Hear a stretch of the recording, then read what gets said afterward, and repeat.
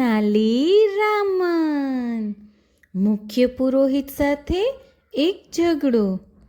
તે રાજા કૃષ્ણદેવરાયના દીકરાનો જન્મદિવસ હતો.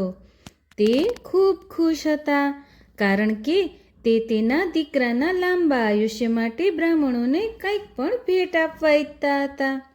રાજાએ મુખ્ય પુરોહિતને બોલાવ્યા અને પૂછ્યું, મહેરબાની કરીને મને કહો કે મારું બાળક કેવી રીતે તમારા આશીર્વાદ મેળવે. મુખ્ય પુરોહિત અત્યંત લોભી હતો. તેણે પૂછ્યું, તમારા દીકરાને શું ખાવાનું ભાવે છે? રાજાએ જવાબ આપ્યો કે રાજકુમારને તો સફરજન ખાવા ખૂબ ગમે છે.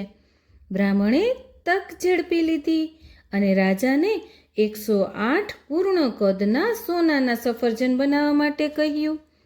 આ સફરજન 108 ચાંદીના વાટકામાં ગોઠવીને રાજ્યના બ્રાહ્મણોમાં વિતરણ કરવામાં કહ્યું.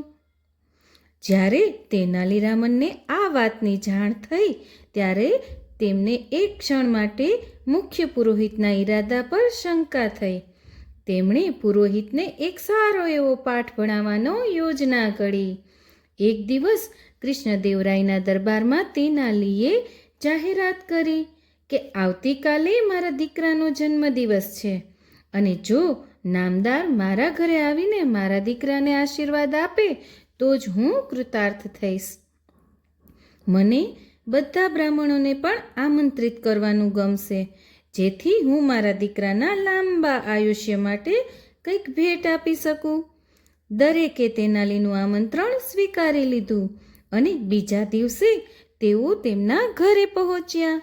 તેનાલીરામન બધા બ્રાહ્મણોને જોઈને ખૂબ ખુશ થયા અને રાજાની ઉપસ્થિતિમાં તેમણે કહ્યું, મારા દીકરાને ગાયના છાણથી રમવું ખૂબ ગમે છે, તેથી હું તમામ બ્રાહ્મણોને ગાયના છાણમાંથી બનેલી કેક ભેટ આપવા માગું છું. મહેરબાની કરીને મારા દીકરાને આશીર્વાદ આપો અને આ ભેટ સ્વીકાર કરો.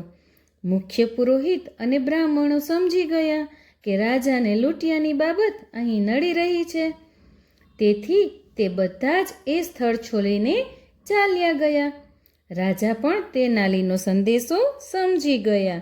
એકવાર ફરીથી તેનાલીરામનની તેમની વિનોદવૃત્તિ અને ઉત્તમ હાજર જવાબી માટે પ્રશંસા કરવામાં આવી.